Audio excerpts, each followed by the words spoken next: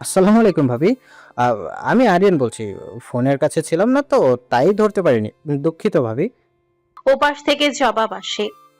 ওয়ালাইকুম আসসালাম। জি, আমি জানি আপনি আরিয়ান। আপনার স্যারের ঘুম ভেঙেছে? এই মুহূর্তে আরিয়ানের মাথায় যা এলো বলে দিল মিথ্যে। ভাবি আমি অফিসে আছি। হসপিটাল থেকে সেই দুপুরে বেরিয়েছি। আ স্যারের কাছে আমাদের জুনিয়র সহকর্মী সামির আছে। ও আচ্ছা। আপনি কি এই বেলায় হসপিটালে যাবেন? আচ্ছা, যদি না যান তবে সামির সাহেবের নাম্বারটা দিন। আসলে আপনার স্যারের ফোন বিগত কয়েকদিন ধরে বন্ধ পাচ্ছি।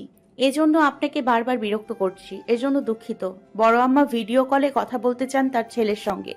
সামিরের নাম্বার চাইতে সামিরের মাথায় হাত উঠে গেল। আরিয়ান জিজ্ঞেস করে, ভাবি আ আন্টিকে কি সত্যি জানিয়েছেন যে স্যার গুলি খেয়েছে? না। তাহলে ভিডিও কলে দেখলে তো উনি আরো চিন্তা করবেন। ধারা ফোন কান থেকে নামিয়ে বিড়বিড় করে মনে মনে বলে।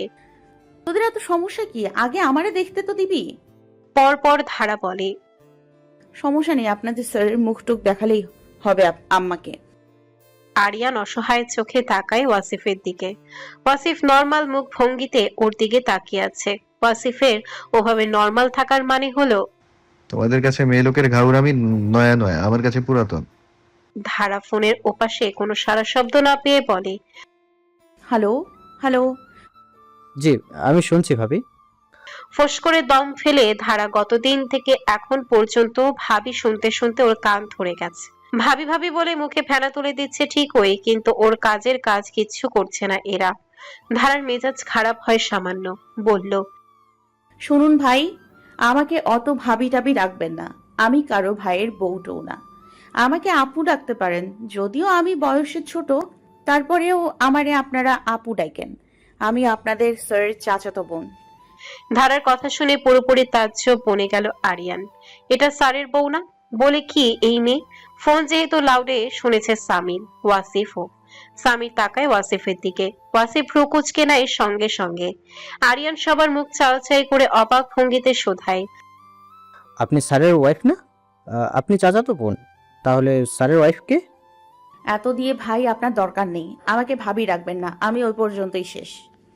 ওয়াসিফ এবার সত্যি সত্যি মেজাজ হারায়। ও এত সময় নিজেকে সামনে রেখেছে। ওয়াসিফ গর্জে উঠে বলে, এই আরিয়ান কল কাটো। ধারার উদ্দেশ্যে চড়া গলায় বলে, আর তুই, তোকে তো আমি বাড়ি এসে চড়িয়ে চড়িয়ে বোঝাবো তুই কিভাবে বোন থেকে বউ হয়ে গেলি।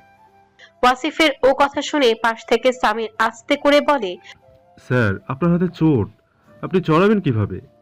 ওয়াসিফ সামিরের দিকে তাকিয়ে পড়লে সামির মিনমিন করে বলে, স্যার, আমি কিছু বলিনি।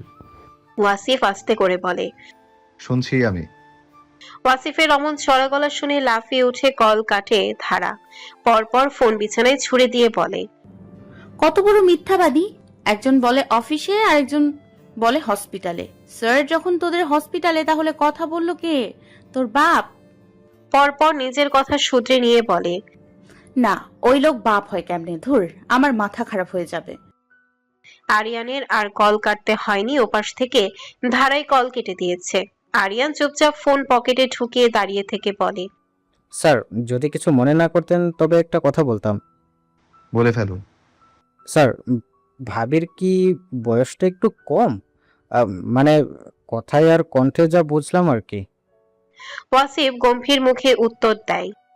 গুনে গুনে আমার থেকে 11 বছরের ছোট সে। ও কথা শুনে সামির আর আরিয়ান একে অপরের মুখে চাওয়াচাই করে। মানে কি ভাই? এই লোক তো নড়ে না চড়ে না, অমনি শেষ বলে ছক্কা পিটিয়ে দিয়েছে। ওয়াসিফ ভ্রু উঁচিয়ে জিজ্ঞেস করে, কি সমস্যা? কিছু না স্যার, এমনি। এমনি? জি স্যার। ঘড়ির কাঁটা তখন রাত 11টা ছুঁই ছুঁই করছে। গ্রামীণ পরিবেশ।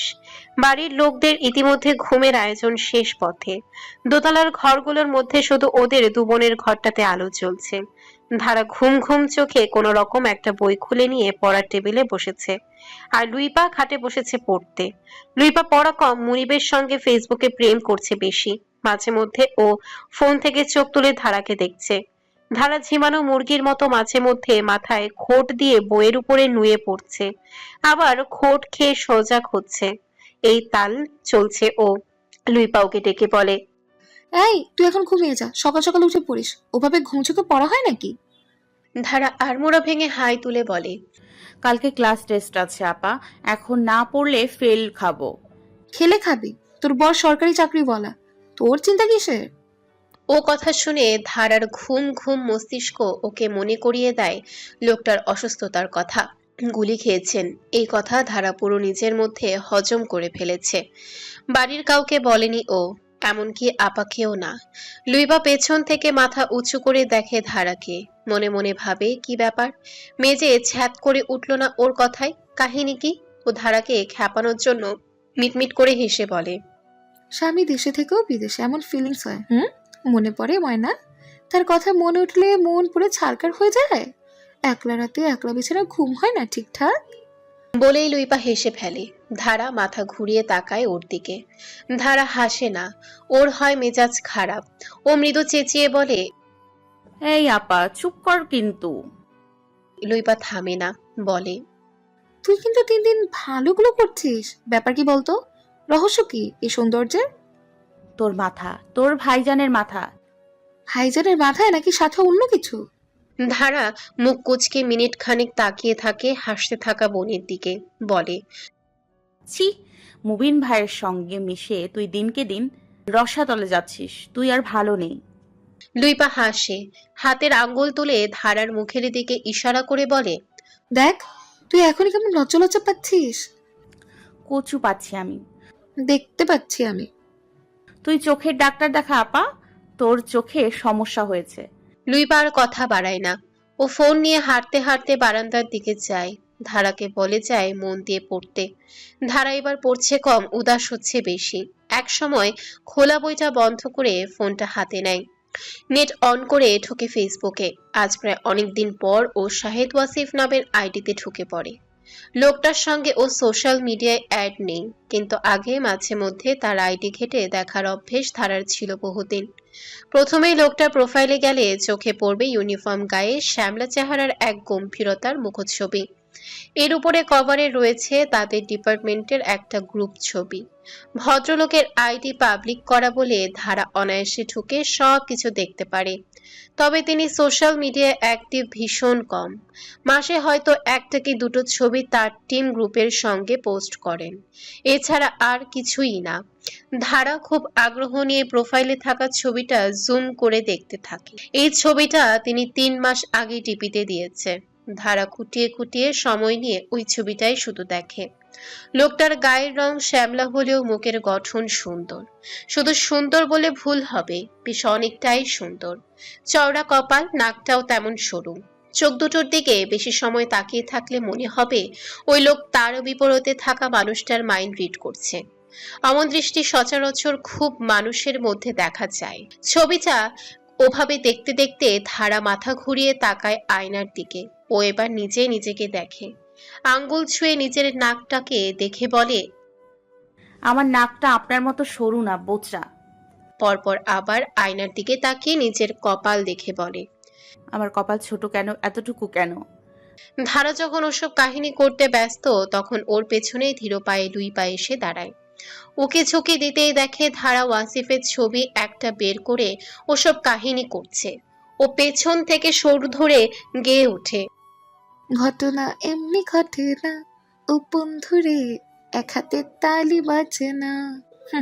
দোষ ধরিলে সবারই আছে, বলো তবে কার আছে? কার কাছে? হ্যাঁ, এই মনের বেদনা কই? ও বন্ধুরে এক হাতে তালি বাজে না। আকস্মিক ধারা চমকে উঠে তাকায় বোনের দিকে। বেচারি ভয় পেয়ে থুতু দেয় নিজের গায়ে। বড় বড় চোখ করে তাকিয়ে থাকে তার আপার দিকে। লুইপা গান থামিয়ে বলে, মনে মনে মিছরি ভিজিয়ে পানি খাও 3 বেলা, আর মুখে বলো আমি মিষ্টি খাই না, ডায়াবেটিস আছে। ভং ধরিস? ধারা আর কি বলবে। এই মাঝরাতে ওর আর ইচ্ছে করছে না নিজের হয়ে ছাপাই গেতে। ওর আগে মাছির মতো ভন ভন শব্দ করে চেয়ার ছেড়ে উঠে ঘরের দরজা খুলে বেরিয়ে যেতে যেতে বলে, আমি আজ বড় আম্মার ঘরে ঘুমাবো, থাকবো না তোর সাথে। যারা ওই লোকের চামচা, তাদের সাথে আমার সব সম্পর্ক আজকে থেকে শেষ। বিদায়, গুড বাই, খতম, টাটা, বাই বাই। পেছন থেকে লুইপা বলে, যা ভাগ, তোর মতো বিবাহিত মহিলাদেরও এ ঘরে আর জায়গা হবে না। সেদিনের ওই ভয়াবহ দুর্ঘটনার পর কেটে গেছে সপ্তাহখানেক। শারীরিক দুর্বলতা পুরোপুরি না কাটলেও কারো বেশি বোঝার উপায় নেই যে এই লোকটার গায়ে সপ্তাহখানেক আগে বুলেট গেঁথেছিল। অসম্ভব রক্তপাত ঘটার পরও তার চেহারায় অসুস্থতার লেশমাত্র নেই। দিব্যি সে নিজের অসুস্থতাকে ছাপিয়ে 3 দিনের মাথায় হসপিটাল থেকে রিলিজ করে কটেজে ফিরেছে। এই তো মাত্র হেড অফিস থেকে ফিরেই তোড়জোড় শুরু করেছে বাড়িতে ফেরার। হেড অফিস থেকে ওয়াসিফের সঙ্গে সঙ্গে সামির আর আরিয়ানও এলো। ওয়াসিফ যখন একে একে ওর প্রয়োজনীয় জিনিসগুলো এক হাতে প্যাকিং করছিল, তখন আরিয়ান আর সামির স্যারের পেছনে দাঁড়িয়েছিল। ওয়াসিফ নিজের কাজ করতে করতে ওদের দেখে একবার বলে, ডিউটি ছেড়ে আমার পেছনে হাত বেঁধে দাঁড়িয়ে থাকাটা তোমাদের কাজ নয়। সামির বলে। স্যার আপনি অসুস্থ। ওয়াসিফ এবারও ঝুঁকে দাঁড়ানোর থেকে সোজা হয়ে দাঁড়ায়, বলে। আমাকে দেখে কোনো দিক থেকে তোমাদের অসুস্থ বলে মনে হচ্ছে? আরিয়ান বলে। আপনাকে দেখে বোঝার উপায় নেই, এ কথা সত্য তবে স্যার আমরা তো জানি আপনি কতটা অসুস্থ। ওয়াসিফ সামান্য হেসে বসে চেয়ারে। বাম হাতটা ব্যান্ডেজ করে বুকের সঙ্গে লেপ্টে রাখা তার। ডান হাতের সাহায্যে একটা পা আরেকটা পায়ের উপরে তুলে মোজা খোলার চেষ্টা করতেই সামির আরিয়ান দুজনে এগিয়ে এসে বলে। স্যার আমরা হেল্প করি। ওয়াসিফ নিজের কাজ থামিয়ে ভ্রু কুচকে তাকায় ওদের দিকে। একদম ওর প্রথম অসুস্থতার দিন থেকে এই ছেলে দুটো ওর পেছন খেটেছে অনেক। কখনো রাত জেগেছে, কখনো ডাক্তারের পেছন পেছন ছুটেছে, কখনো কখনো ওয়াসিফের মাথার কাছে ঠায় বসে থেকেছে, আবার সময় মতো তারা ডিউটিও করেছে।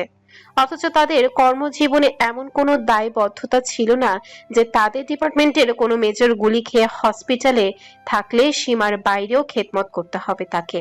ওরা যা করেছে বা এখনো করছে পুরোটাই কোনো এক অদৃশ্য টানে, বিবেকের তাড়নায়। ওদের দিকে তাকিয়ে থেকে ওয়াসিফ বলে, এক হাত এখনো ভালো আছে আমার, আমি পারবো। আরিয়ান বলে। তবুও স্যার আমরা তো আছি, হেল্প করি।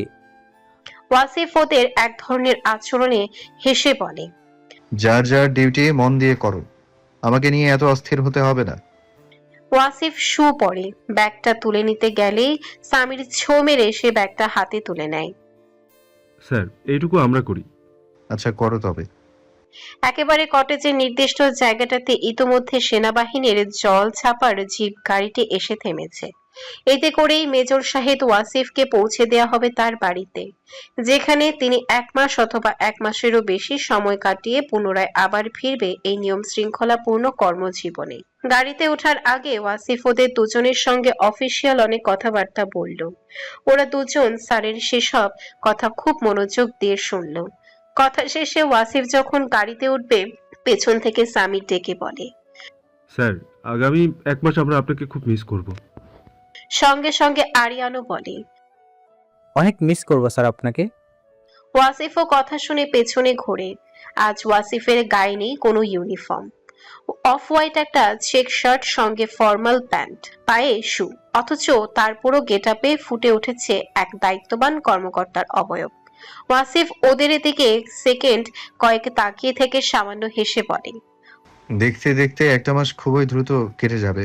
তোমরা তোমাদের কাজগুলো মন দিয়ে করো, যে কোনো প্রয়োজনে আমাকে কল করবে। কখনো এটা ভাববে না স্যার ছুটিতে মানে তাকে কল দেওয়া যাবে না। এনি টাইম কল মি, ওকে? জি স্যার। তোমাদের এবং পুরো ডিপার্টমেন্টটাকে আমি আগামী 1 মাস ভীষণ মিস করব। সাবধানে থাকবে। আসি, আবার দেখা হবে। জি স্যার। ওদের বিদায় জানিয়ে ওয়াসিফ গাড়িতে ওঠে। গাড়ির জানালা থেকে ওয়াসিফ দেখে তখনও ওরা ঠায় দাঁড়িয়ে আছে। ওয়াসিফ গাড়িতে উঠতেই মিনিটের মাথায় জিপ গাড়িটি তার নিজস্ব গতিতে চলতে শুরু করে। চলন্ত গাড়িটির সিটে গা এলিয়ে দেয় ওয়াসিফ। বেশ বৈচিত্র্যময় জীবন তার। অফিসিয়াল ছুটি হলে এখান থেকে ও ডিপার্টমেন্টের মানুষগুলোকে ছেড়ে যেতে খারাপ লাগে, আবার যখন ছুটি শেষে এখানে ফিরে আসার তাড়া থাকে তখন পরিবারের মানুষগুলোকে ছেড়ে আসতে খারাপ লাগে, তবুও ছেড়ে আসতে হয়। আবার ছুটি হলেও নিজ ঠিকানায় পৌঁছাতে হয়। সকাল সকাল ঘুম ভেঙে ধারা যখন নিচে গেল, তখন মা চাচিদের তোড়জোড় করতে দেখে ওর মস্তিষ্ক ওকে মনে করিয়ে দিল পুরো একটা সপ্তাহ ঘুরে আজ বারে সোমবার। গত সোমবারে কলে ওয়াসিফের বলা কথাটা মনে পড়লো ততক্ষণে, আমরা ঘরটা গুছিয়ে রাখবি। ধারা যদিও ও কথার বিপরীতে বলে দিয়েছিল পারবো না, ধারাকে ওভাবে ঠায় দাঁড়িয়ে থাকতে দেখে রান্নাঘর থেকে ওর মা সামিরা বেগম চেঁচিয়ে বলে, ও ঘর থেকে লবণের প্যাকেটটা নিয়ে আয় তো। মায়ের ডাকে ধারার ধ্যান ভাঙতে ও ছুটে গিয়ে লবণের প্যাকেট দিয়ে আসে।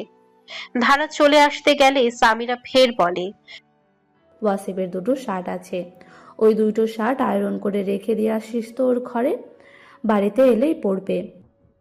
ধারা চুপচাপ মায়ের কথা শুনল, তবে জবাবে কিছুই বলল না।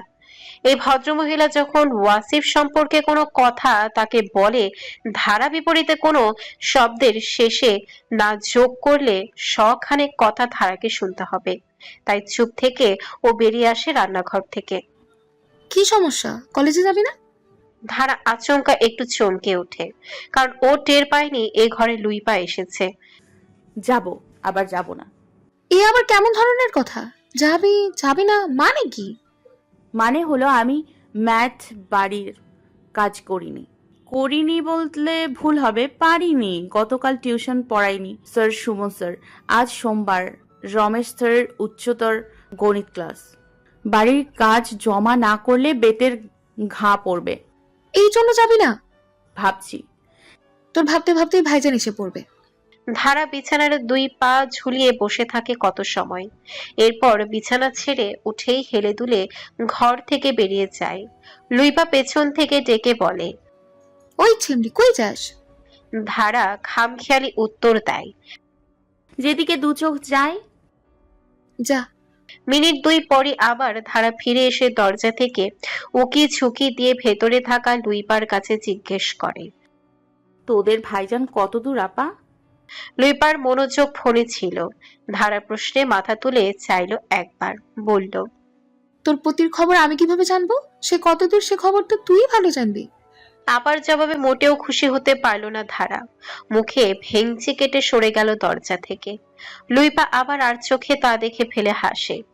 ওপাশে তখন মুবিন কলে ছিল। ও নীরবে চুপচাপ শুনছিল দু বোনের কথা। ধারা চলে যেতেই লুইপা ফোন কানে ধরে বলে, হ্যালো, আছো তুমি? ওপাশ থেকে নীরবতা ভেঙে মুনিব বলে, হ্যাঁ আছি, শুনছিলাম তোমাদের কথা। তা কি শুনলে শুনি? আচ্ছা, তার আগে একটা কথা বলো, এই জোড়া শালিকের রোগ কি? মানে একজনের ক নেই বলা নেই, ধুম করে মাঝরাতে বিয়ে করে নিল, আর একজন বিয়ে করবে না বলেও জেদ ধরে থাকলো, তবু এক প্রকার হেরে গিয়ে বিয়ে হলো তাদের। এদের মধ্যকার কাহিনী কি? লুইপা একটা ভারী দীর্ঘশ্বাস ছেড়ে খাটে হেলান দিয়ে বসে বলে, তাদের মধ্যকার কাহিনী বিস্তার, এত কথা ফোনে বলা যায় না।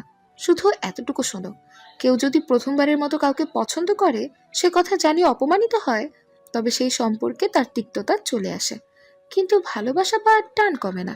অনুভূতি ঠিকই থাকে, তবে তা প্রসারিত হয় না। ধারের ব্যাপারটা এখানে তেমন। আর ভাইজানের কথা জানি না, ওই মানুষটার ভেতর বাহির বোঝার ক্ষমতা আমার মতো লুইপার নেই। বয়সটা যখন ঠিক ওই 16 কোঠায় আচমকা মেয়েটা মন হারিয়ে বসেছিল 28-এর এক যুবকের ঝলমলে হাসিতে। বয়স বাড়ার সাথে সাথে সেই মানুষটা এখন আর হাসে না। সহজ সরল মেয়েটা নিজের অজান্তেই হুমড়ে পড়েছিল তার চেহারা সৌন্দর্যের মারপ্যাচে। তখন কি আর বুঝেছিল চেহারার মাধুর্যতা থাকলেই তাকে পাওয়া যায় না, সইতে হয় অপমান, শুনতে হয় সেই মুখে কড়া কথা। নিজের মনে দুলে ওঠা সেই আবেগের কথাগুলো তাকে জানিয়ে দেওয়াই ছিল বোধহয় জীবনের সবচেয়ে ভুল সিদ্ধান্ত। ওই 16 বছর বয়সটা পর্যন্ত ধারা কখনো দেখেনি ওয়াসিফকে এতটা কঠোর হতে। অন্যান্য ভাই বোনগুলোর মতো করে ওকেও ভীষণ ভালোবেসে আগলে রাখত। শহর থেকে যখনই ছুটিতে বাড়ি আসতো, সবার আগে ধারার চাওয়া পাওয়া গুলো পূরণ করত, বায়না মেটাতো। ওই আদর, স্নেহ আর যত্নে ধারার আবেগী বোন তখন বুঝতো অন্য হিসেব। তার হিসেবকে অন্য হিসেব মনে করে বোকা ধারা আজও সে কথা মনে করে নিজেকে গালাগাল করে ইচ্ছে মতো। ওই চিন্তা, ওই আবেগ সবকিছু যেন ওকে আরো কয়েক ধাপ বাড়িয়ে দেয়। লাই পেতে থাকে সব বিষয়ে, সময় গড়ায়, ছোট্ট মনে অনুভূতি গাঢ় হয়। নিজ মনে চেপে রাখার বয়সটা তো তার তখন ছিল না। হঠাৎই একদিন বাড়িতে সুখবর এলো, ভদ্রলোকের চাকরি দরখাস্ত হইল। এক লম্বা সময়ের জন্য তাকে ছাড়তে হবে বাড়ি। এটা সবার জন্য খুশির খবর হলেও ধারার জন্য মোটেও ছিল না সুখবর। মানুষটাকে চোখের সামনে হুটহাট আর দেখতে পাওয়া যাবে না। বিষয়টা ভেবে আবেগী মন তখন কেঁদে উঠত। তাই তো মানুষটার লাই পেয়ে পেয়ে ইনিয়ে বিনিয়ে তাকে বুঝিয়ে দেওয়া হলো একটা মনের গোপন কথোপকথন। আর সর্বনাশটা ঠিক ঘটেছিল সেখানেই। নিজেকে প্রকাশ করার মধ্যে দিয়ে বড়সড় বাঁশটা ধারা তখনই খেয়েছিল, যা এখনো ওকে লজ্জায় আতঙ্কে গুমড়ে মরতে হয়। পুরাতন এসব কথাগুলো যখন আচমকায় মস্তিষ্কে ভার জমিয়ে জেগে ওঠে, ধারা পারে না নিজেকে সামলে উঠতে। ওর চোখ দুটো ভিজে ওঠে সঙ্গে সঙ্গে। আজও বারবার ওর মনে প্রশ্ন ওঠে, সেদিনের সেই রুড বিহেভ করা মানুষটা কিভাবে পারে বিয়ে করে তার জীবনের সঙ্গে ওকে জড়িয়ে নিতে? আর জড়িয়ে নিলেও ধারা কি ভুলে গেছে সেদিনের করা ওই বাজে ব্যবহার? ভুলতে পারে না। মানুষ এই জীবনে সবকিছু ভুলতে পারলেও কথার আঘাত ভুলতে পারে না, কখনো ভোলা যায় না। আচমকাই ওর ধ্যান ভাঙে বাইরের গাড়ির শব্দে। ও নিজের ধ্যান ভেঙে দ্রুত উঠে দাঁড়িয়ে দুহাতে চোখের পানিটুকু মুছে ফেলে। হঠাৎই ও বুঝতে পারে ওর পা দুটো কাঁপছে থরথর করে, হাত কাঁপছে। সচরাচর এই বাড়ির উঠোনে গাড়ি বলতে ওই একটা গাড়ি আসে। এই গাড়ির শব্দ ধারার চেনা ভালো মতো। গায়ের ওনাটা ভালো মতো পেঁচিয়ে মাথায় কাপড় তুলে ও ঘর থেকে বের হয়। নিচে নামে না, গিয়ে দাঁড়ায় দোতলার খোলা বারান্দায়। সেদিনও এখানে দাঁড়িয়ে থেকে ওয়াসিফকে বিদায় দিয়েছিল, আজও সেখানে গিয়েই দাঁড়ালো। বারান্দায় দাঁড়াতে অন্য দিনের মতো সবার আগে ওয়াসিফকে দেখতে পেল না ও। ওর চোখে পড়লো বাকিদের দিকে। তাদের মধ্যে দুজন ছেলে, একজন মেয়ে। তাদের পরনে ফর্মাল ড্রেস। ধারা বুঝে উঠতে পারছে না এরা কারা, কিন্তু যখনই গাড়িটার দিকে চোখ পড়লো বুঝলো এরা হয়তো ওয়াসিফের সহকর্মী, তাকে পৌঁছে দিতে এসেছে। তবে আগে পরে এভাবে কখনো কেউ ঘটা করে তাকে বাড়িতে পৌঁছে দিতে আসেনি। তাহলে কি এবার তার অসুস্থতা গুরুতর? বিষয় সত্যি কি মিথ্যা যাচাই বাছাই করতে ধারা উকিঝুঁকি দিতে থাকে। ওর চোখে তেমন কিছুই পড়ে না। বাকিরা তো বেশ হাসি মুখে কথা বলছে। ইতিমধ্যে নিচতলায় এক প্রকার কথার শোরগোল শুরু হয়ে গিয়েছে। ধারা তাড়াতাড়ি করে বারান্দা থেকে দোতলার সিঁড়ির কাছটাতে নিজেকে একটু আড়াল করে দাঁড়ালো। ওয়াসিফ বসার ঘরে প্রবেশ করতেই শাহিনুর ছেলেকে দেখে বিস্ময়কর ভাবে তাকিয়ে রইল কিছুক্ষণ। এরপর ছুটে গিয়ে ছেলেকে ধরে হাজার প্রশ্ন তার। একে তোর হাতে কি হয়েছে? এভাবে বুকের সঙ্গে বাঁধা কেন? আন্টি, স্যার একটু সামান্য চোট পেয়েছে, তেমন কিছু নাই। পাশ থেকে সামির, আরিয়ান ওরা এগিয়ে এলো, বলল। প্রথম দিকে ওয়াসিফ যখন একাই রওনা হলো, সঙ্গে সঙ্গে মেজর হাসান কল দিয়ে ওদের উপরে ধমকে উঠেছিল। তারা কেন ওয়াসিফকে অসুস্থ অবস্থায় একা যেতে দিল? তাদের কি কোনো দায়িত্ব ছিল না? পরপরই ওরা দুজন গাড়ির ড্রাইভারকে কল করে গাড়ি থামিয়ে ওয়াসিফের সঙ্গে এলো। সে সাথে ওদের ডিপার্টমেন্টের জুনিয়র অফিসার শশীও এলো। ওয়াসিফ বিষয়টাতে না করলে আজ ওরা শোনেনি স্যারের কথা। পরবর্তীতে ওয়াসিফও আর না করেনি, সবগুলোকে এনেছে সাথে করে। তারাও স্যারের অসুস্থতায় স্যারকে সঙ্গ দিতে পেরে বেজায় খুশি মনে মনে। শাহিনুর ওদের কথা শোনার থেকে তখন ছেলেকে খুঁটিয়ে খুঁটিয়ে দেখতে থাকে। ওয়াসিফ যথাসম্ভব নিজেকে শক্ত রেখে ডান হাতে মায়ের কাঁধ পেঁচিয়ে বসার ঘরে সোফার কাছে যেতে যেতে বলে, একটু চোট পেয়েছি, সামান্য বিষয় আম্মা, চিন্তা করো না। দেখো কত মেহমান এসেছে, ওদের দিকে খেয়াল দাও। শাহিনুর তারপর ছেলেকে ভালো মতন দেখে শান্ত হয়। আহামরি বেশি অসুস্থতার ছাপ খুঁজে পায় না সে। বাকিরাও বসে সোফায়। সামির, আরিয়ান ওরা চোখ ঘুরিয়ে ফিরিয়ে বাড়িটা দেখতে থাকে। শশী একটা সোফায় বসে আছে চুপচাপ। সামিরা, শাহিনুর, পারুল, লোপা এরা ইতিমধ্যে সবাই ব্যস্ত হয়ে পড়ে মেহমান আপ্যায়নে। শাহিনুর ছুটে রান্নাঘরে যেতে যেতে লোপাকে ডেকে পড়ে, বাপ চাচাদের ফোন করে জলদি পোলাওয়ের চাল বাজার করতে বল। ছোট যা পারুলকে ডেকে বলে, কটা ধান নিয়ে পেছনের উঠোনে ফেললে বড় মোরগটা ধরতে হবে। নিচের বসার ঘরে সমস্ত দৃশ্য এতক্ষণ মনোযোগ দিয়ে দোতলার রেলিং এর আড়ালে দাঁড়িয়ে দেখছিল ধারা। ওর টনক তখন নড়ল যখন বড় আম্মা ছোট আম্মাকে ডেকে ওর শখের বড় মোরগটাকে ধরতে তাড়া দিল। ও উপায়ন্তর না পেয়ে এক হাত ঘোমটা টানলো, যার ফলে ওর মুখ কপাল পুরোটা ঠেকে গেছে। এবার ওকে উঠানের দিকে যেতেই হবে। ওর শখের মোরগ কেন জবাই করা হবে? ওদের টাকা পয়সার কি অভাব পড়েছে? একটা কিনে আনতে পারছে না? ওয়াসিফ সেই তখন থেকে আশেপাশে তাকিয়ে দেখছে। মুমতাহিনাকে দেখেনি ও এখনো, কারো কাছে জিজ্ঞেসও করছে না। ও ভেবে নিয়েছে হয়তো সে কলেজে। ওয়াসিফ হাতে থাকা ফোনের সময় দেখে দুপুর 1:45। 2টায় কলেজ শেষ। ওয়াসিফ সোফা ছেড়ে উঠে ওপাশে গিয়ে মেঝোমা সামিরাকে ডেকে বলে, দুটো রুম খুলে দাও মেজমা, জার্নি করে এসেছে, রেস্ট প্রয়োজন ওদের। সামিরার হাতে কাজ ছিল। তাড়াতাড়ি হাত দুটো পানির গাবলায় চুবিয়ে শাড়ির আঁচলে মুছতে মুছতে ওয়াসিফের পেছন পেছন গেল চাবি নিয়ে। এই সুযোগটায় কাজে লাগালো ধারা। ওয়াসিফ সরে যেতে ও ঘোমটা আরেকটু টেনে দৌড় দিয়ে বসার ঘর পেরিয়ে গেল। বসার ঘরে তখন ছিল আরিয়ান, সামির আর শশী। আচমকা এভাবে কাউকে দৌড়ে যেতে দেখে সামির কোনোই দিয়ে গুতা মেরে আরিয়ানকে বলে, এটা কে ভাই? আরিয়ান সদর দরজার দিকেই তাকিয়েছিল তখন। যে দরজা দিয়ে ধারা চিলের মতো উড়ে গেছে, বলে, ভূত। ভূত কিভাবে মেয়ে মানুষ হয়? আমি তো দেখলাম একটা মেয়ে মানুষ। আরিয়ান কটমট চোখে ওর দিকে তাকিয়ে বলে, মানুষে যখন দেখলি ভাই, তখন আবার আমাকে জিজ্ঞেস করিস কেন? স্যারের বাড়িতে আসছিস, হবে হয়তো তার ফ্যামিলির কেউ। চুপচাপ থাক। আচ্ছা, থাকলাম চুপচাপ, কিন্তু স্যারের সেই উস্তাদি বউটা কই?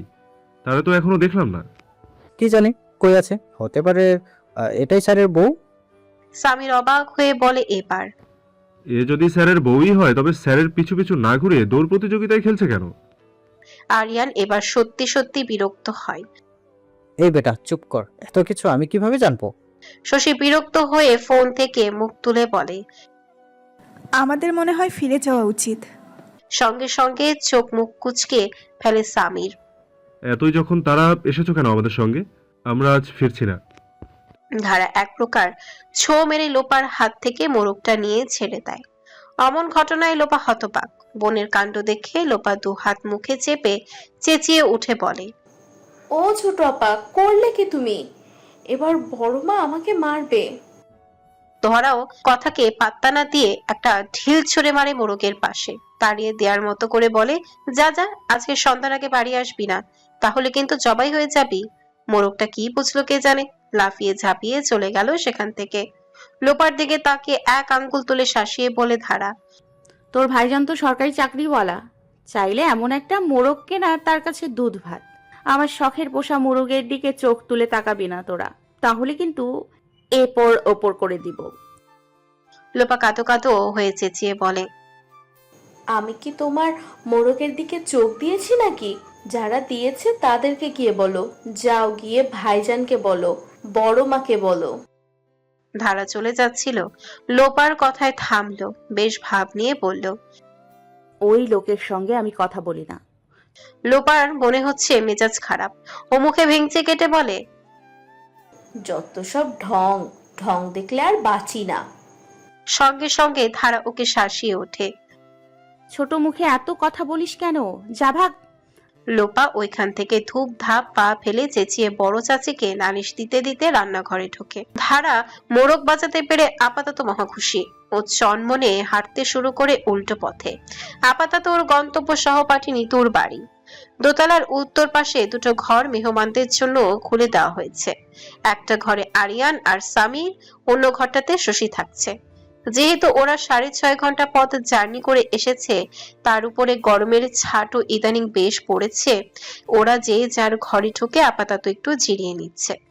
রান্নাঘর থেকে হাঁক ছেড়ে শাহিনুর ডাকে বাড়ির মেয়েগুলোকে। লুইপা অনার্সের ফর্ম ফিল আপের কাজে আজ কলেজে গিয়েছে।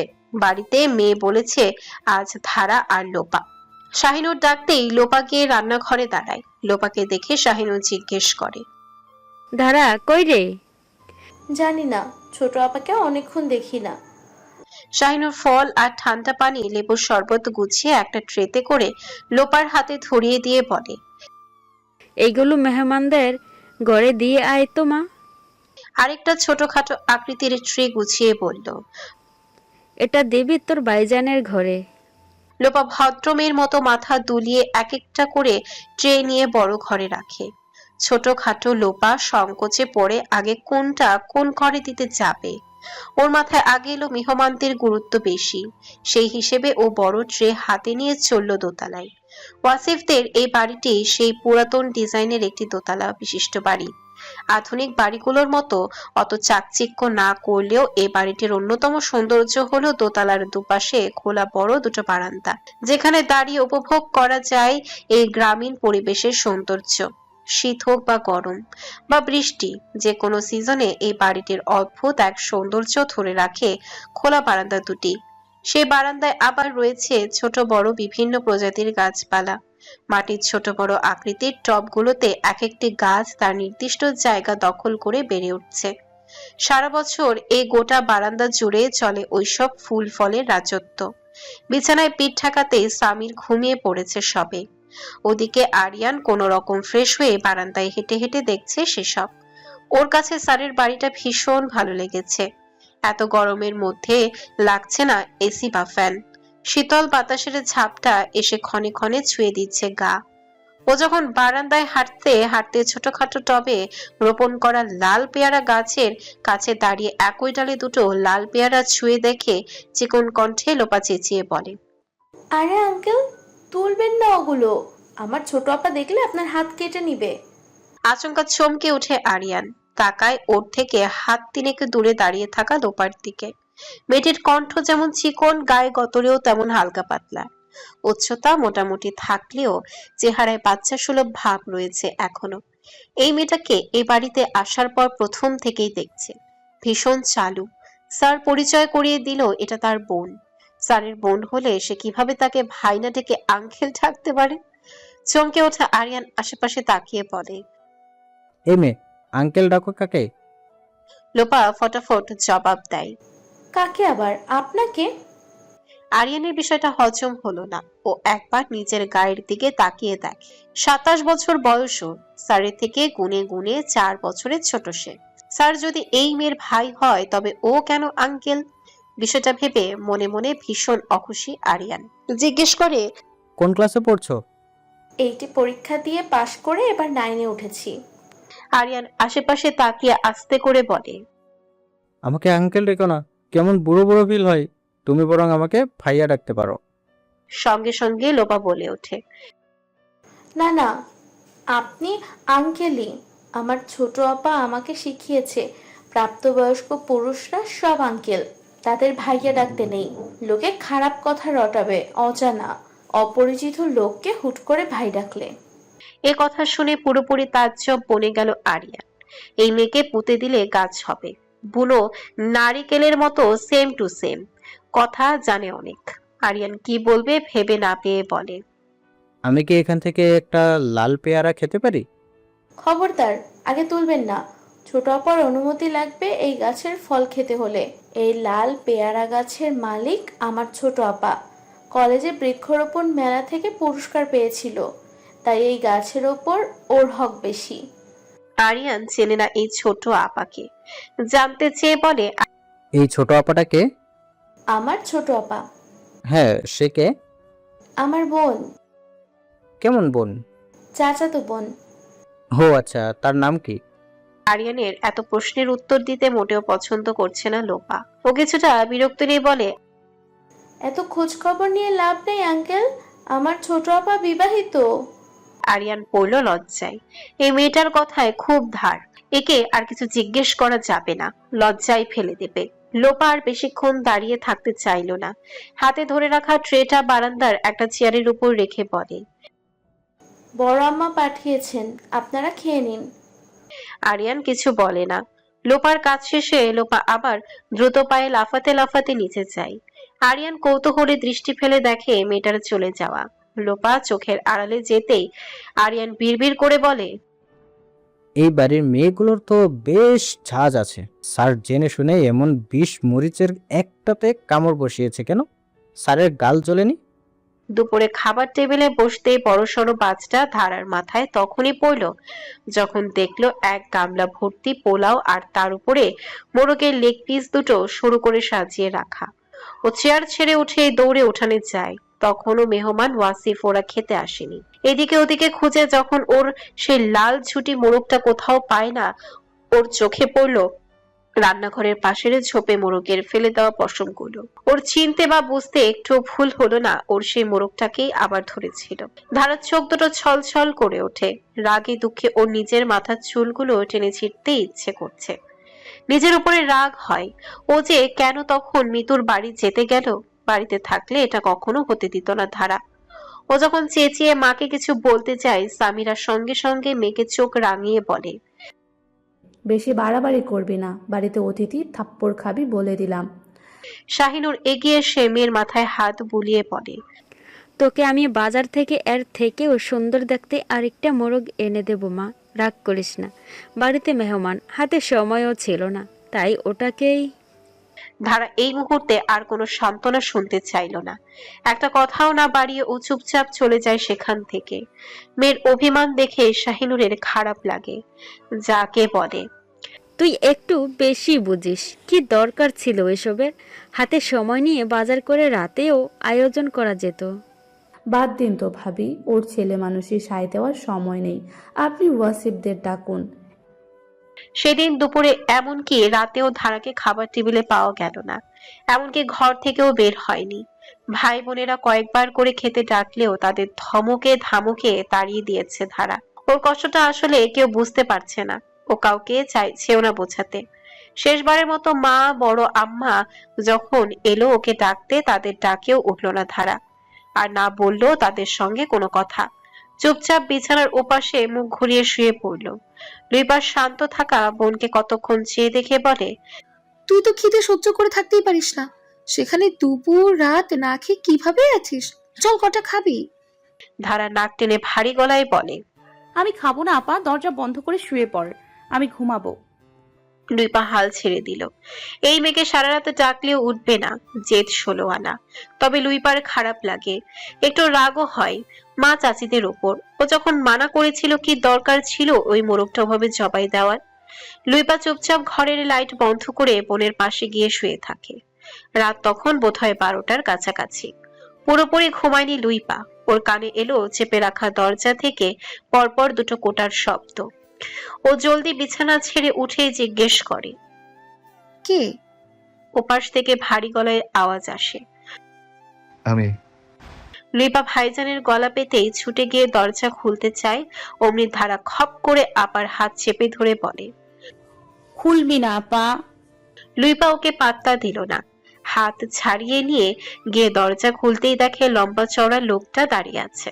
লুইপা বলে, ভেতরে আসবে ভাইজান? না, ও কি ঘুম? লুইপা সত্যি বলে, না, ঘুমোইনি।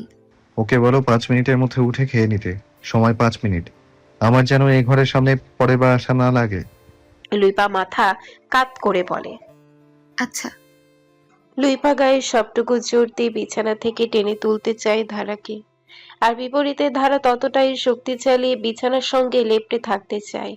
লুইপা এবার হাঁপিয়ে গিয়ে বলে, তুই দেখতে ছোটখাটো হলে হবে কি, শক্তি আছে। আমি পারছি না। তাড়াতাড়ি ওঠ বোন আমার, ভাইজান এবার এলে কল্লা ধরে আছাড় মারবে। তবুও ধারা উঠে না, কথাও বলে না। এবার লুইপা করল কি, আচমকা ওর পা ধরে টান দিতেই ধারা অর্ধেক বিছানা থেকে নেমে গেল। সঙ্গে সঙ্গে লাফিয়ে উঠে ধারা আবার বিছানায় উঠে বসতে বসতে রাগ দেখিয়ে বলল, এসব মজা মোটেও ভালো লাগছে না আপা। বলেছি না আমি খাবো না, তোরা খা, ভালো করে খা। ওই খাবার আমার গলা দিয়ে নামবে না। ওই খাবার তোর খেতে হবে না, চল একটা ডিম ভেজে দেবো। খাবো না আমি। ডিমে কি দোষ করলো? কিছুই খাবো না আমি। লুইপা বসলো বিছানায়, শান্ত গলায় বোনকে বুঝিয়ে বলতে চায়, তুই না খেয়ে থাকলে কি ওই মোরগ ফিরে আসবে? তুই রাগ করে কাঁদলে ফিরে পাওয়া যাবে? যদি ফিরে পাওয়া যেত তবে আমি তোকে বেশি করে কাঁদতে বলতাম। দরকার পড়লে আমিও তোর সঙ্গে ভাগাভাগি করে কাঁদতাম। তার চেয়ে ভালো এখন পেটে কিছু দে। বড় আম্মা বলেছে তোকে এবার অনেকগুলো মুরগির বাচ্চা কিনে দেবে, ওইগুলো তুই পেলে পুষে আবার নতুন করে। লুইপাকে থামিয়ে দিয়ে ধারা বলে ওঠে, হ্যাঁ, আমি পুষবো, যত্ন করে বড় করব, আর আমার চোখের সামনে দিয়ে ওরা সব জবাই হয়ে যাবে। আমি কিছুই করতে পারবো না, উল্টো ধমক আমাকে খেতে হবে।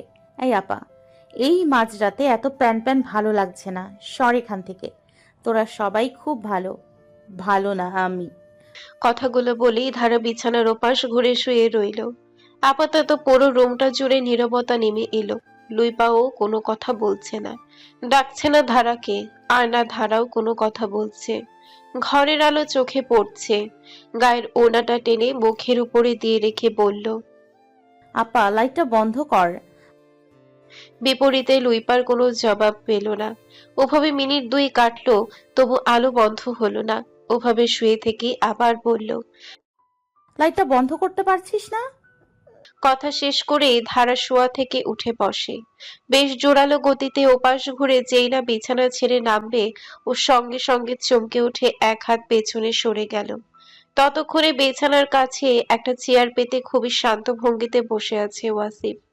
এই সময় এই মুহূর্তে ধারা মোটেও এই লোককে এখানে আশা করেনি। মোটামুটি একটু হলেও ভয় পেয়েছে ধারা। ওয়াসিফ সরু চোখে তাকিয়ে আছে ওর দিকে। দুজনের দৃষ্টি একসঙ্গে মিলতেই ধারা চোখ ঘুরিয়ে আশেপাশে তাকিয়ে দেখে ওর আপা নেই কোথাও। আপাতত ধারার মুখে কোনো কথা নেই, ও তাকিয়ে আছে অন্যদিকে। বিপরীতে ওয়াসিফের স্থির দৃষ্টি তখন ওর দিকেই। ওদের মধ্যকার নীরবতা ভেঙে যতটা গম্ভীর, ঠিক ততটাই শান্ত কণ্ঠে ওয়াসিফ বলে, না খেয়ে আসিস কেন? কতবার ডাকতে হবে তোকে? কতজনকে অনুরোধ করতে পাঠাতে হবে তোর কাছে?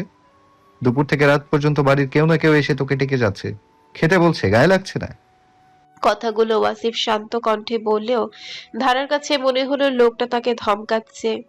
অথচ এই লোকটাও সবার মতো বিহেভ করছে ওর সাথে। এখানে ধারার ইমোশন কেউ বুঝছে না, আর সেখানে এই লোকের কথা তো বাদই। যে হাতে বন্দুক চালিয়ে তাজা প্রাণ ঝাঁঝরা করে দেয়, যাদের কাজ, তাদের কাছে এইটা একটা সামান্য জীবের কি এমন মূল্য থাকতে পারে? কথাটুকু মনে মনে ভেবে তাচ্ছিল্য হাসে ধারা। ও কোনো কথা বলে না, ও কোনো কথা বলবেও না এই লোকের সঙ্গে। ধারার থেকে কথার কোনো জবাব না পেয়ে ওয়াসিফ ফের বলল, কথা বলিস না কি জন্য? সমস্যা কি? ধারা অন্যদিকে মুখ ঘুরিয়ে বসে থাকে। ও মনে মনে আজ কঠিন শপথ নিয়েই ফেললো এই লোকের সঙ্গে সে আর কখনো কথা বলবে না। সময় যায়, শান্ত থাকা ওয়াসিফ একটু একটু করে মেজাজ ছাড়ায়।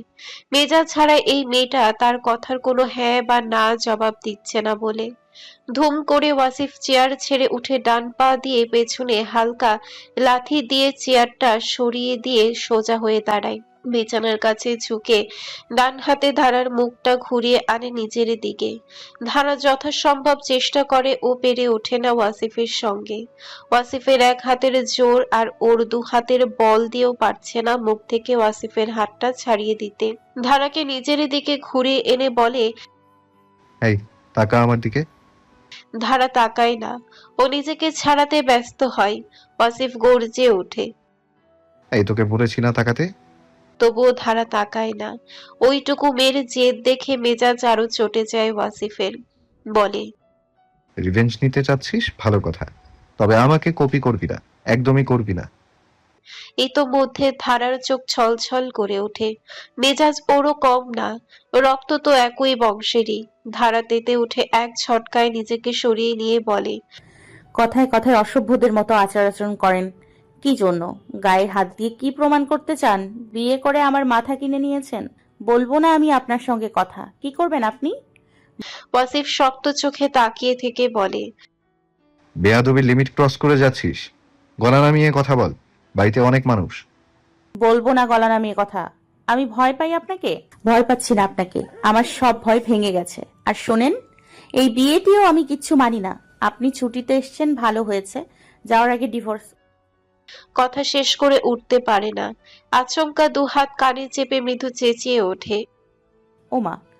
ইতিমধ্যে পরপর 2টো ফুলদানি দেয়ালে ছুঁড়ে মারল ওয়াসিফ। সঙ্গে সঙ্গে তা ভেঙে কয়েকশো টুকরো ঘরের মেঝেতে গুড়িয়ে পড়ল।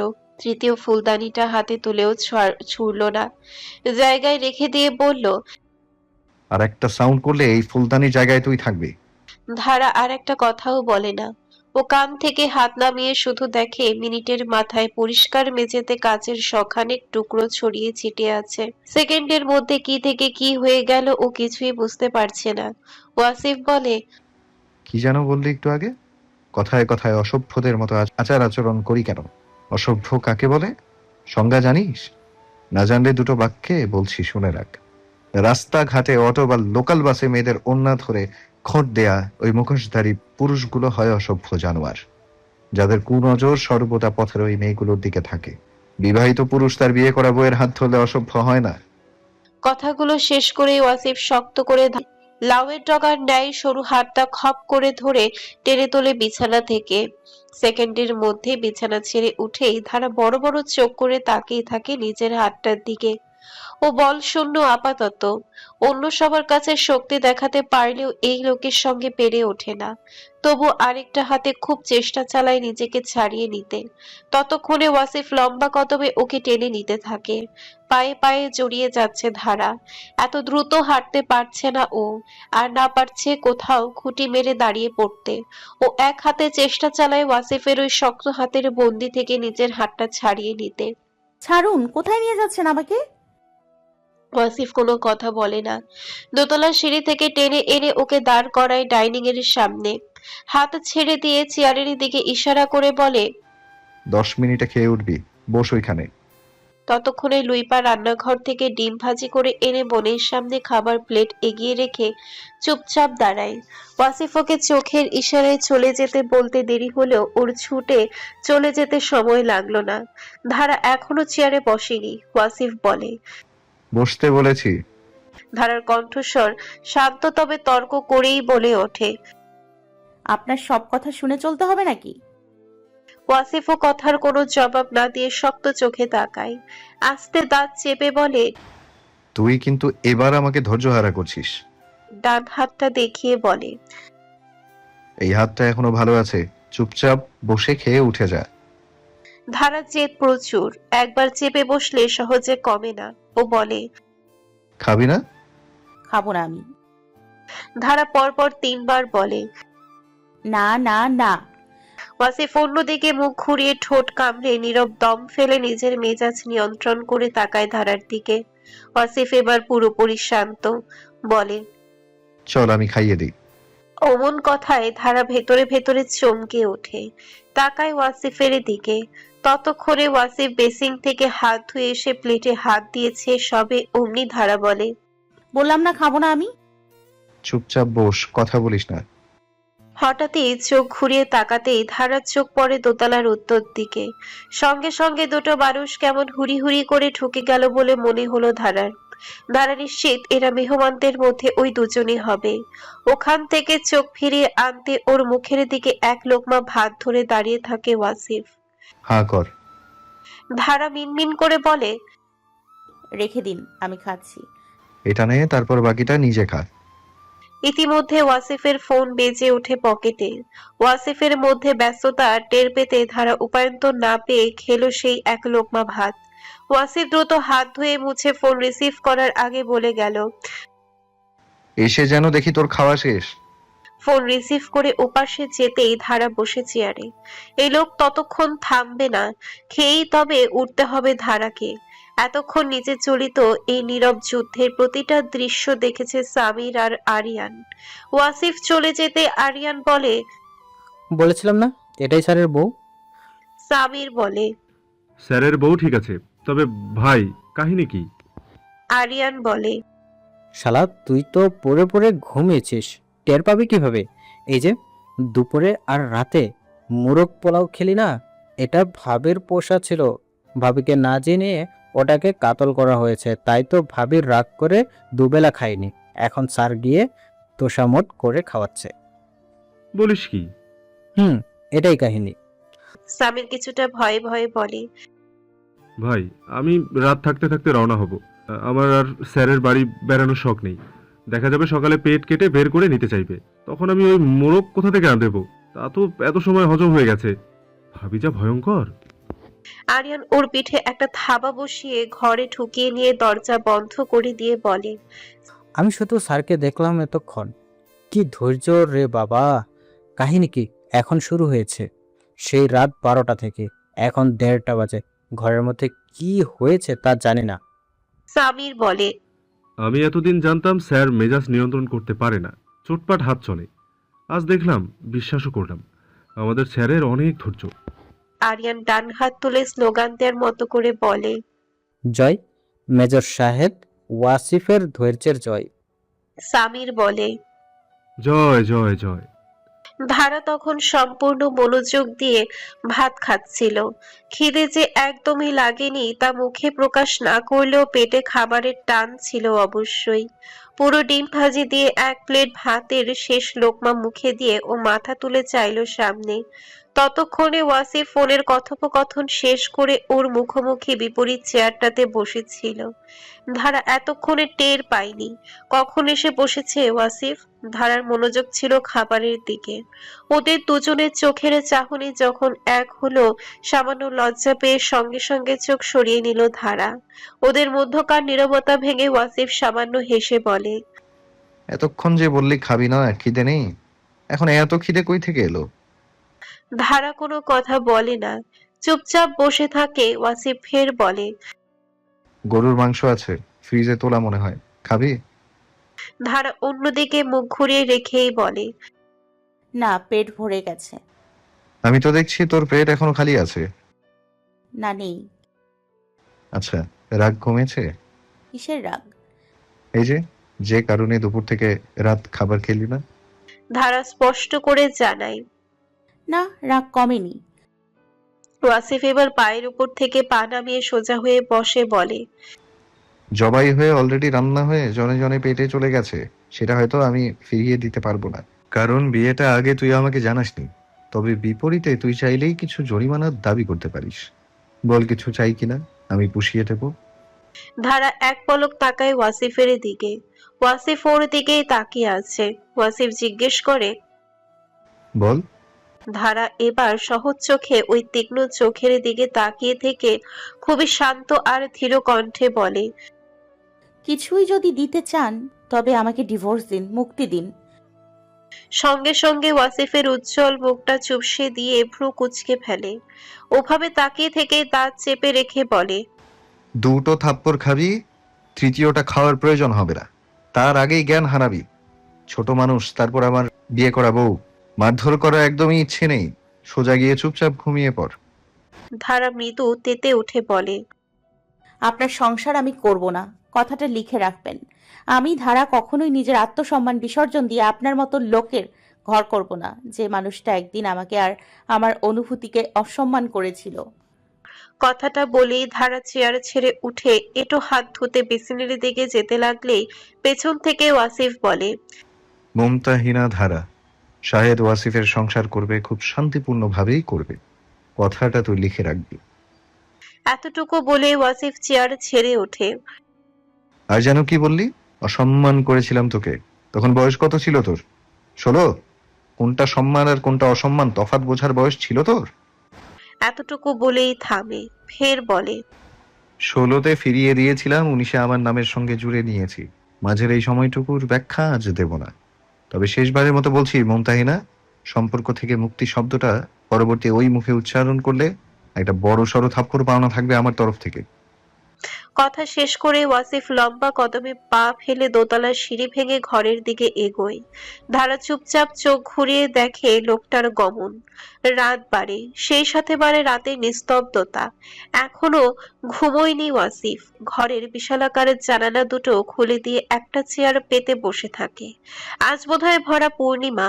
আকাশে গোলগাল আকৃতির চাঁদখানার আলো মাটিতে লুটিয়ে পড়েছে অবলীলায়। ওভাবে কতক্ষণ বসে থাকার পর একটা সিগারেট ধরিয়ে গা এলিয়ে দেয় চেয়ারটাতে। নিকোটিনের ধোঁয়ায় আচ্ছন্ন অন্ধকার ঘরটাতেও ভেতরে ভেতরে হাঁসফাঁস করে ওঠে। এই মৃদু হিমশীতল বাতাসেও ও ঘেমে যাচ্ছে কেমন। আধা খাওয়া সিগারেটটা ধুম করে নিভিয়ে ফেলে দেয় মেঝেতে। অসহ্য লাগছে ভীষণ, সেই সাথে মাথাও ধরেছে খুব করে। সে তখন থেকে ও কিছুতেই মিলিয়ে উঠতে পারছে না বছর চারেক আগের সেই 16 বছর বয়সী ধারা আর এখনের 19-এর ধারাকে। ওর হিসেব বারবার গোলমেলে হয়ে যাচ্ছে। একসময় যে মেয়ের চোখে মুখে ওর জন্য ভয় লাজুকতা ছিল, সেই মেয়ের চোখে মুখে 3 বছরের ব্যবধানে এত এত ঘৃণা কিভাবে আসতে পারে। ও আজ স্পষ্ট দেখেছে ধারার চোখে মুখে ঘৃণার অন্ধকার, যার সবটাই বারে বারে ওর উপর উগরে দিতে চাইছে। ওয়াসিফ ঘাড় ফিরিয়ে বিছানায় তাকায়। চেয়ার ছেড়ে উঠে গিয়ে শটান হয়ে শুতে গিয়েই বাম হাতে লাগলো সামান্য। চোখ খিচে বন্ধ করে সেই ব্যথাটুকু গিলে শুয়ে পড়ে, চোখ ওই সিলিং এর দিকে। পরিপক্ক মস্তিষ্ক সাজায় যেদিন রমণীর জেদ আর অভিমানটুকু কিভাবে পুষিয়ে সহজভাবে বানিয়ে গোটা একটা সংসার সাজানো যায়। মাঝরাতে ধুম করে ঘুম ভাঙে আরিয়ানের। এত গভীর ঘুম ভাঙার কারণ এই মাঝরাতে পেটের মধ্যে গুড়গুড় করে ওঠা। ভালো মন্দ খাবার, তার উপরে তেল মশলাযুক্ত খাবার ওদের জীবন যাপনের বিপরীতে। আজ বহুদিন পর সে খাবার যেন পেট সহ্য করে উঠতে পারেনি। ঘুম ভাঙতে ও তড়িঘড়ি করে শোয়া থেকে উঠে বসে। অন্ধকার ঘরে খুব ভালো করে বুঝে ওর পাশে সাবির তখন গভীর ঘুমে। একের পর এক গভীর ঘুমের গাঢ় নিঃশ্বাস টের পাচ্ছে। পুনরায় পেটে কামড় দিতে ওই অন্ধকার হাতড়ে ধাক্কা দেয় সাবিরকে। এ ভাই ওঠ, আমি একটু ওয়াশরুমে যাব। ওয়াসিফদের এই বাড়িটা যেহেতু বহু বছরের পুরাতন, সেভাবে শহরের মতো এখানে প্রতিটা রুমের সঙ্গে বরাদ্দ ওয়াশরুম নেই। সারা দোতলায় দুটো ওয়াশরুম বছর 2 আগে ওয়াসিফ নিজ উদ্যোগে করেছে। একটা ওয়াসিফের রুমের সঙ্গে আরেকটা ধারাদের রুমে। কিন্তু সেই খবর তো আর সাবির আরিয়ান জানে না। ওরা শুধু জানে বাইরের উঠোনে পাকাপোক্ত কল ঘর আর পাকাপোক্ত ওয়াশরুম রয়েছে। যেতে হলে সেখানেই যেতে হবে এই মাঝরাতে। আরিয়ান ডাকাডাকি করলে সামিরের গভীর ঘুম কিছুটা পাতলা হলেও পুরোপুরি ঘুমের ভাব মোটেও কাটেনি। ও ঘুমু ঘুমু ঘরে শুধু হু হা করে যাচ্ছে। আরিয়ান বিরক্ত হয়ে ওকে জোরে কিল বসাতেই সামির ধড়ফড়িয়ে উঠে বসে। ঘুটঘুটে অন্ধকারে কেউ কাউকে দেখতে পাচ্ছে না। আরিয়ান তাড়াতাড়ি করে ফোনে লাইট অন করে বলে, আমি ওয়াশরুমে যাব, আমার সঙ্গে আয়। সামিরের সাদের ঘুম ভাঙাতে ওর হয় মেজাজ খারাপ। বিরক্ত হয়ে বলে, যাবি যাবি, তুই ওয়াশরুমে যাবি, আমি কি তোকে কোলে নিয়ে যাব? অপরিচিত জায়গা, তুই সঙ্গে আয় ভাই, আমি আর পারছি না, খুব জরুরি। বলে আরিয়ান দ্রুত বিছানা ছেড়ে উঠে হাঁটা ধরে। সামির চোখ ডলে ফোনের আলো ধরিয়ে মনে মনে ওকে গালাগাল করতে করতে পিছু পিছু যায়। ওয়াশরুম থেকে বেরিয়ে আরিয়ান যখন কল পারে উঁচু করে, তখন আশেপাশে সামিরকে কোথাও পায় না। আরিয়ান বুঝলো এই শালা ওকে ফেলে রেখে আবার গিয়ে ঘুমিয়েছে। আরিয়ান কল চেপে পা ধুতে আচমকা দুটো ঢিল এসে ঢপ ঢপ করে পড়ল পাশের বড় পুকুরে। সঙ্গে সঙ্গে আরিয়ান চমকে উঠে কল চাপা বাদ দিয়ে স্থির হয়ে দাঁড়িয়ে রইল। সামান্য হলেও ভয় পেয়েছে ও। এমনিতে অপরিচিত এলাকা, তার উপরে আচমকা এমন ভুতুড়ে শব্দ। আরিয়ান কয়েক সেকেন্ড ওভাবে স্থির হয়ে দাঁড়িয়ে যখন উল্টো ঘুরে পা বাড়ালো, সামনে তৃতীয় মাটির ঢিল এসে লাগলো ওর পিঠে। এবার আরিয়ান চমকে ওঠার পাশাপাশি ভয় পেয়েছে বেশ। সঙ্গে সঙ্গে ওর মুখ থেকে বিড়বিড় করে বের হলো, লা ইলাহা ইল্লাল্লাহ। অতটুকু পড়ে ও ভো দৌড় দিয়ে বাড়িতে ঢুকতেই বিপরীতে এক বিকট চিৎকার দিয়ে লোপা নামের মেয়েটি ততক্ষণে বেহুশ হয়ে পড়ে রইল বেতের সোফার উপর। বসার ঘরে আদো আদো ড্রিম লাইটের আলোয় আরিয়ান কোনো রকমে অবয়বটুকু দেখলো তার। মিনিটের মধ্যে যখন নিচতলার বন্ধ ঘরগুলো থেকে আলোর ছটা খেলে গেল, আরিয়ান বুঝলো এখানে দাঁড়িয়ে থাকা মানে নিজের বিপদ নিজে ডেকে আনা। আরিয়ান পুনরায় আরেকবার ছুটে গিয়ে ওদের জন্য বরাদ্দ রাখা ঘরটাতে গিয়ে খিল আটে। খিল এটেও যখন ঘুরে দাঁড়ায় তখন দেখে বিছানা পুরো ফাঁকা। সামির নেই কোথাও। আরিয়ান বুঝে উঠতে পারছে না এই বেটা সামির আবার কই গেল। ইতিমধ্যে আরিয়ানের কানে আসে এবারে মানুষদের শোরগোল। ও দরজা হালকা ফাঁকা করে দেখলো সবাই ছুটে এসে লোপার পাশে ঘিরে বসেছে। দোতলা থেকে ধারা, লুইপা, ওয়াসিফও গেছে। আরিয়ান পড়েছে মহা মুসিবতে। শাহিনুর, সামিরা আর পারুল বুঝে উঠতে পারছে না হঠাৎ হলোটা কি তাদের মেয়ের। লুইপা দৌড়ে গিয়ে জগ ভরে পানি এনে মায়ের হাতে দিতেই পানি ছোটাতেই পিটপিট করে চোখ মেলে লোপা। পারুল মেয়ের পাশ ঘেঁষে বসে জিজ্ঞেস করে, এই মেয়ে, তোর হয়েছিল কি? লোপা ওর আশেপাশে বাড়ির সবাইকে দেখতে পেয়ে বুকে হাত চেপে জোরে শ্বাস নিয়ে বলে। ভয় পাইছি আম্মা। শাহিনুর উদ্গ্রীব হয়ে জিজ্ঞেস করে, কিভাবে ভয় পেলি মা? আমি পানি খেতে নিচে এসেছি, সদর দরজা খোলা ছিল, হঠাৎই দেখলাম এক লম্বা মতো কালো ছায়া আমার দিকে দৌড়ে। লোপার কথা শুনে সবাই একঝোঁকে দরজার দিকে চেয়ে দেখে সত্যি সদর দরজা তখন হা করে খোলা। ওয়াসিফ দরজার দিকে এগিয়ে এদিক ওদিক উকি ঝুঁকি দিতে থাকে, তবে কাউকেই দেখে না। ওয়াসিফ সবার দিকে তাকিয়ে জিজ্ঞেস করে, কে খুলেছে দরজা? বাইরে আছে কে? সবাই একযোগে বলে, না, আমরা তো কেউ বাইরে বের হয়নি। ওয়াসিফ আর কিছু বলে না। এক হাতে দরজা টেনে ছিটকিনি তুলে বন্ধ করে দেয়। শুধু বন্ধই করে না, এবার একটা তালা ঝুলিয়ে দেয়। যাও গিয়ে ঘুমাও সবাই। সবাই একে একে ঘরে যায়। তারা একবার ওয়াসিফের দিকে তাকিয়ে লুইপার হাত টেনে নিয়ে দোতলায় ওঠে। লোপা গিয়ে ঠুকেছে বড় আম্মার ঘরে। ও আজ আর একা ঘুমাবে না। সবার শেষে ওয়াসিফ ঘরে যায়। আরিয়ানের ফোনে লাগাতার কল দিয়ে যাচ্ছে সামির। ফোন সাইলেন্ট থাকায় আরিয়ান তা টের পায় না। ও এতক্ষণ দরজার ফাঁক থেকে নিচতলার কাহিনী দেখছিল। যখন ফোনের দিকে তাকায় দেখলো 40-এর উপরে মিসড কল। ও তাড়াতাড়ি করে কল ব্যাক করতেই ওপাশ থেকে সামির মিনমিন করে বলে ওঠে, তোকে ঢিল আমি ছুঁড়েছি ভাই, মাফ কর। এখন আমি ঘরের বাইরে রয়ে গেছি, আমাকে ভেতরে নে। আরিয়ানের হলো মেজাজ খারাপ। মাঝরাতে নিরুপায় হয়ে যাকে ঘুম থেকে ডেকে তুলে নিয়ে ওয়াশরুমে গেল, সেই বান্দা ওর গায়ে ঢিল ছুঁড়ে মস্করা করে। রাগে দাঁত কিরমির করে। আরিয়ান বলে, শালা তুই বাইরে থাক, তোর জন্য এত কাহিনী হয়ে গেল। পরপর আবার বলে, এই তুই এই বারান্দার সামনে সোজা সোজা দাঁড়া। এই উপর থেকে এখন আমি তোর মাথায় ফুলের টপ ফেলবো। সামির ওপাশ থেকে আকুতি মিনতি করে বলে। ভাই মাফ কর, আমাকে ভেতরে ঢোকা। আরিয়ান স্পষ্ট করে বলে, সম্ভব না, স্যার দরজায় তালা মেরেছে। এবারের মেয়েগুলোর বোধ হয় ইটিস পিটিস রোগ আছে। স্যার এদের মোটেও বিশ্বাস করে না, তালা মেরে দিয়েছে। বাইরে মশার কামড়ে বিরক্ত হয়ে সামির বলে। তোর পেটের মধ্যে আরো 2টো কামড় মারুক, তখন বুঝবি। আরিয়ান গা কাঁপিয়ে হেসে উঠে বলে, আমার কথা বাদ দিয়ে তুই কিভাবে ঘরে আসবি সেই চিন্তা কর। স্যার কি চাবি নিয়ে ঘরে গেছে? তা তো দেখিনি। তাহলে তুই দেখলি রে কি? চাবিটা ম্যানেজ কর। আচ্ছা দেখছি, ওয়েট।